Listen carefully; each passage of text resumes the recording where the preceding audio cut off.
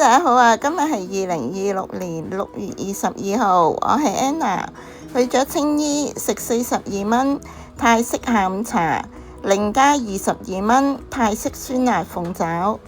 請大家 like、comment、share， 同記得 subscribe 我 channel 啊 ！Let's go！ 今日去咗青衣長發村長發食堂呢間泰妍食下午茶餐，門口呢都擺滿咗泰式美食嘅餐牌。餐廳嘅環境呢都幾有泰式風味嘅，幾舒服。泰式下午茶有多款套餐嘅選擇，價錢都唔貴，可以用 QR code 落單嘅。台面呢就擺咗水同埋餐具，魚露辣椒同埋七味粉就要問店員攞。下午茶就揀咗42蚊嘅泰式生牛肉米線，同埋另加咗22蚊嘅泰式酸辣鳳爪，加3蚊嘅凍柚子蜜都唔錯，幾好飲。另加22蚊要咗個迷你泰式酸辣鳳爪。哇！好耐都冇食泰式鳳爪啦，睇見都好開心啊！個樣好似幾靚喎，都聞到有一啲酸辣味嘅。值得一讚嘅係佢嘅冬陰功醬汁，甜酸辣味都適中，野味好食。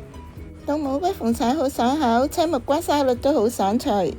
42蚊下午茶泰式生牛肉湯米線套餐，配料係我中意食嘅洋葱圈、泰式嘅羅辣金不換，香氣都幾濃郁。牛肉嘅賣相都幾鮮嫩嘅，要放落滾湯嗰度淥一陣，好快熟。泰式生牛肉呢，肥瘦均勻，火候控制得啱啱好，肉質嫩滑，調味適中，唔會太鹹。米線呢都煮得軟腍嫩滑，索咗啲湯呢，好惹味好食。湯呢就好多油，落咗濃濃嘅味精，好惹味。套餐炸雲吞有3粒嘅，配咗泰式甜酸醬，夾落去呢都知道係好香脆㗎喇。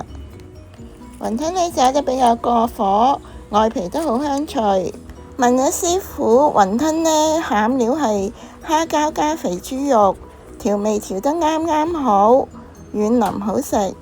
一個人就食咗67蚊，經濟抵食，有時間不妨試下。佢優惠價142蚊嘅泰國炸豬手都馳名好食。